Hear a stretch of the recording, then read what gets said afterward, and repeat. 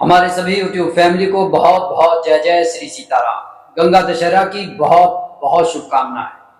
पद्म पुराण में मां गंगा के लिए कहा गया है, जो 100 योजन दूर से भी गंगा गंगा कहता है वह मनुष्य नरक में नहीं पड़ता।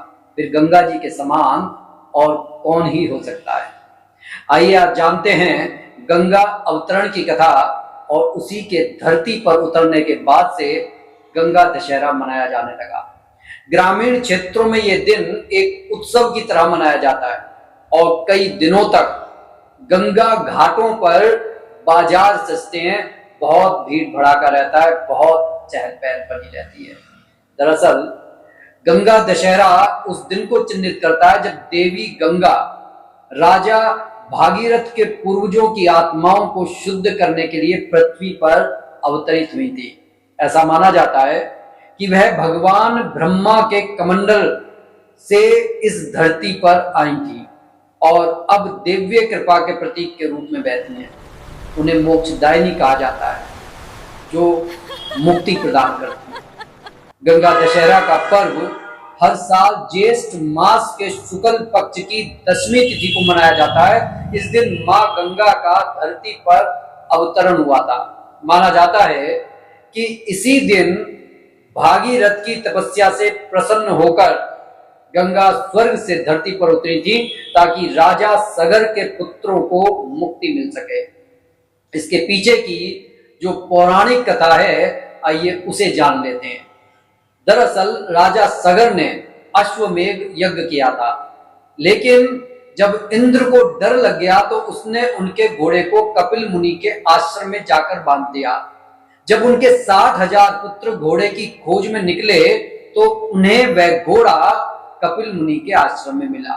उन्होंने सोचा कि मुनि ने ही घोड़ा चुराया है और क्रोधित होकर वह मुनि के अपशब्द कहने लगे, उनके आश्रम को नुकसान पहुंचाने लगे। इससे नाराज होकर मुनि ने उन्हें श्राप दिया और सभी पुत्र भस्म हो गए।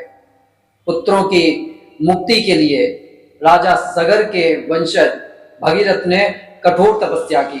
उनकी तपस्या से प्रसन्न होकर भगवान ब्रह्मा ने गंगा को धरती पर भेजने का वचन दिया, लेकिन गंगा की तेज धारा से धरती को नुकसान होने की आशंका थी। तब भगीरथ ने भगवान शिव की आराधना की। शिवजी ने गंगा को अपनी जटाओं में समेटा और फिर धीरे धीरे धरती पर प्रवाहित किया। गंगा के जल से सगर पुत्रों की आत्मा को मोक्ष मिला और तभी से इस दिन को गंगा दशहरा के रूप में मनाया जाता है। इस दिन गंगा स्नान, दान और व्रत का बहुत महत्व होता है। कहा जाता है कि इस दिन गंगा में स्नान करने से 10 प्रकार के पाप नष्ट हो जाते हैं, इसीलिए इसे दशहरा कहा जाता है। भक्त गंगा जल से अपने पाप धोने और जीवन में शुद्धता लाने की कामना करते हैं। तो कैसी लगी ये रोचक जानकारी? वैसे कथा थोड़ी लंबी है, जिसे संक्षेप में मैंने कह दिया है, लेकिन अगर आप कहेंगे तो पूरी कथा विस्तार से जरूर कहूंगा। तब तक के लिए take care, be happy and bye. But जाते जाते एक छोटी सी प्रार्थना है कि इस वीडियो को ज्यादा से ज्यादा शेयर करें और जो भी भाई बंधु बहन हमारे चैनल पर नए हैं, कृपया चैनल को सब्सक्राइब जरूर कर लें और कमेंट बॉक्स में इष्ट देव का नाम लिखना ना भूलें। साथ ही लाइक बटन को दबाकर हमें मोटिवेट करें और नोटिफिकेशन बेल को भी ऑन कर लें, ताकि आपके पास हमारी वीडियो अपलोड होते ही आपके पास तक पहुंच जाए। और जाते जाते एक बार फिर कहूंगा कि अगर सुबह आपने बाल्टी के अंदर गंगा जल डालकर स्नान नहीं किया है तो आप गंगा जल और गुलाब के फूल और कपूर की 2-3 बूंदें डालकर स्नान कीजिएगा।